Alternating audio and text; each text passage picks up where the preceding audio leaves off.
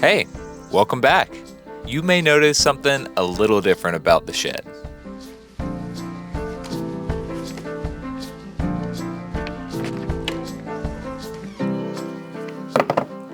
So last weekend, with the help of my family, we built this awesome 8x12 deck. In this video, we're gonna go over why it's here and how it's built.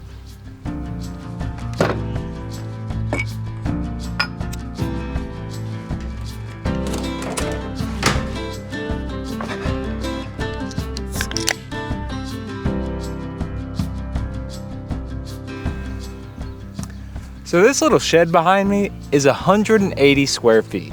I know, tiny, right? But still, that's exponentially more space than what I had in the truck camper, and I lived in that thing full time all last summer. But I never really felt cramped, because when your front yard's a forest and your back door opens up to the mountains, well, it doesn't really matter how many square feet you have. I preferred to spend most of my time outside anyways. But now that I'm putting down some roots and calling this little patch of land home, well, I've been trying to think about how to expand not just the structure, but how I'm using the space. The deck is 8x12, which in my mind adds a lot of usable square footage. It's a place to cook outside, hang out with friends, and it's also my first usable flat space to work. Before I picked up a single tool, I took the time to sketch the entire thing out, and that was extremely helpful in figuring out exactly what materials I need. By the way, if you're interested in that, I'm gonna add a materials list at the end, and I'll also let you know how much it cost me to build this thing. Okay, enough chit chat. Step 1, measure to the corners. Then I started roughing out a spot for the blocking. I tamped that down, and then place the block that's going to hold the post. These didn't have to be perfect because I'd have a lot more finessing to do when it was time to install the post. By the way guys, if you're enjoying this video, take a few seconds to like or comment. It tells the algorithm that this video is worth watching, which means it will show it to more folks who actually care about this kind of stuff. And if you're into DIY and off-grid living, then hit subscribe because I have a lot more headed your way. Once I got all the blocks placed, it was finally time to start construction of the deck. And I was lucky enough to have my parents come out and help me pick up the lumber and get this thing out of the ground. Before we started, I went ahead and set up my Dabbsson solar panel and power station. This was the only source of power used in the full build. I'm also pleased to say that they are the generous sponsor of this video. First, we braced up the back 12-foot 2x8 with scraps of 2x4. This gave us our baseline height for the rest of the rim joists, aka these outside boards that create the perimeter of the deck. We were careful to make sure it was level and centered on the building. Next, we installed the perpendicular joist.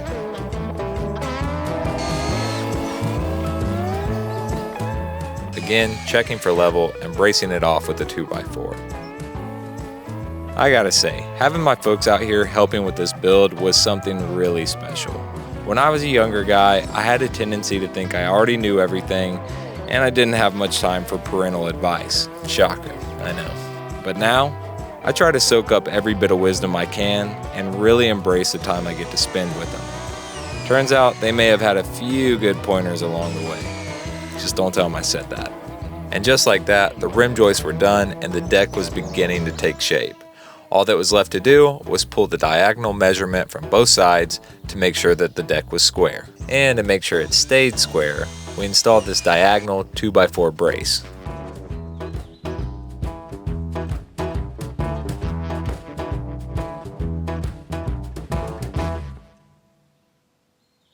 Next, it was time for the post, starting with the 4 corners.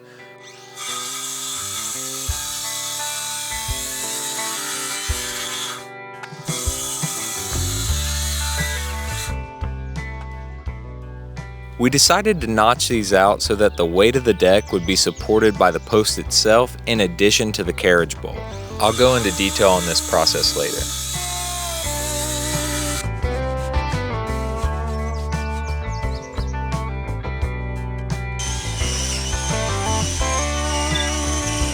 An important note, all of this hardware is galvanized.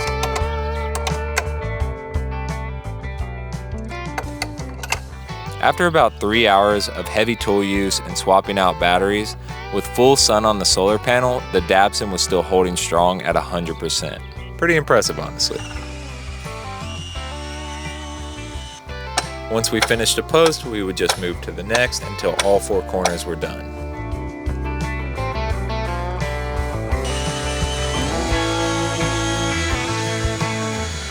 Once the frame was solid and supported by the post, we started cutting and screwing in the center joist.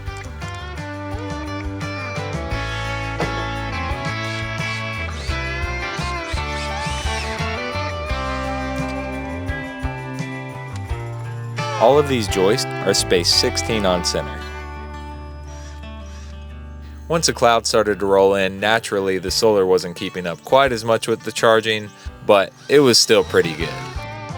Here, my dad's looking for the crown of the board, which is important because you always want the crown facing up on your joist.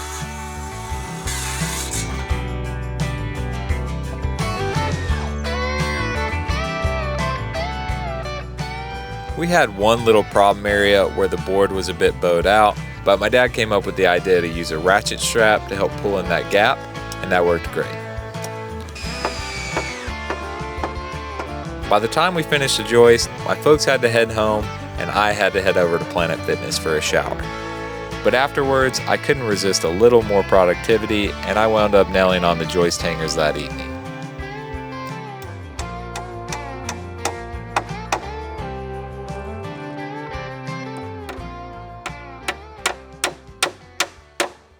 The next morning, all that was left was a few posts and the deck boards. There's one thing I want to reiterate.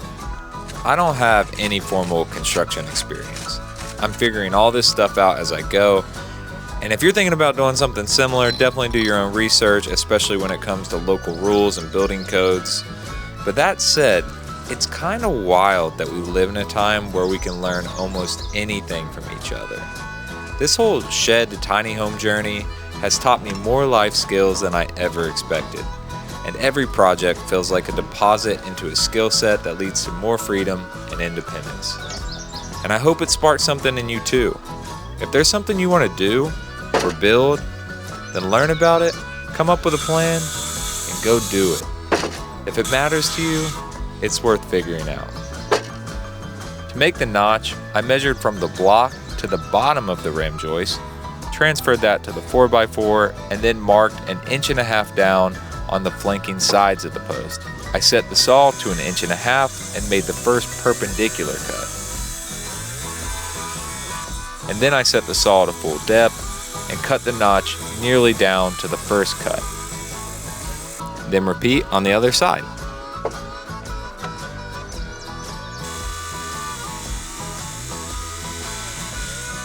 To avoid overcutting, I finished it off with a handsaw.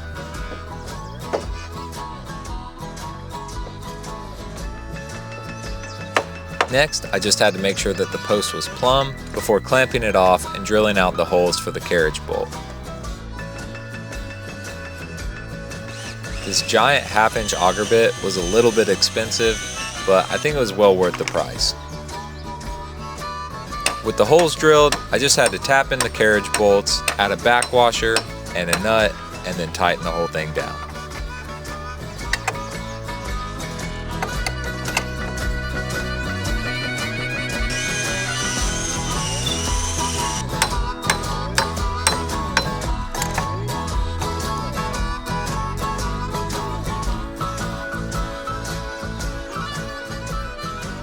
With all the posts done, I finally could remove that diagonal brace, but I did take the time to measure and make sure that everything was indeed square before starting the deck boards.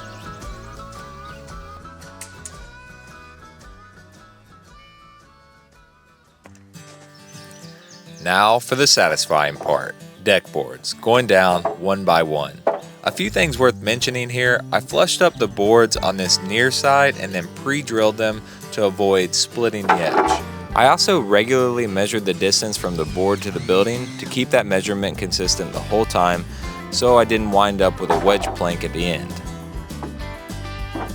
By the way, I installed these boards right next to each other without a gap because all of this is treated lumber and it's very wet, and over time it's going to shrink a little bit.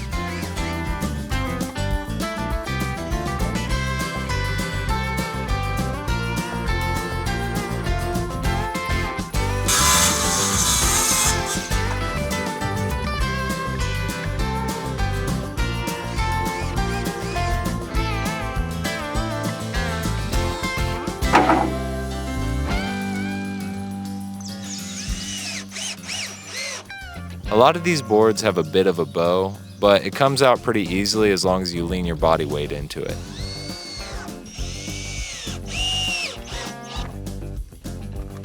Next came the most difficult part of the whole decking process, a long rip cut to get this last board down to size. To make things a bit easier, I snapped a chalk line and moved carefully with the circular saw.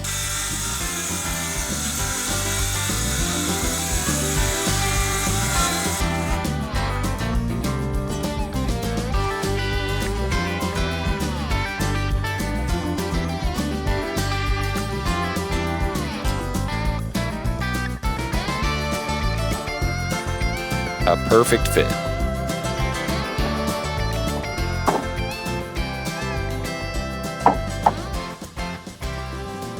This deck is going to look great with a coat of stain on it, but I'm going to wait until the fall to do that to give this thing time to dry out and season.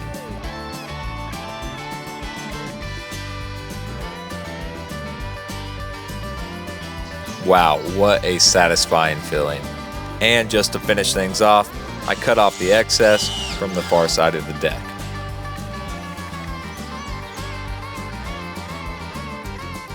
The materials list is going to be at the end, but all in, this deck cost me $853 to build. Alright y'all, I hope you enjoyed this one. Feel free to drop a comment below if you have any questions, and as always, if you liked it, like it, and if you really liked it, come along for the ride, because I got a lot more headed your way. I'll see you next time.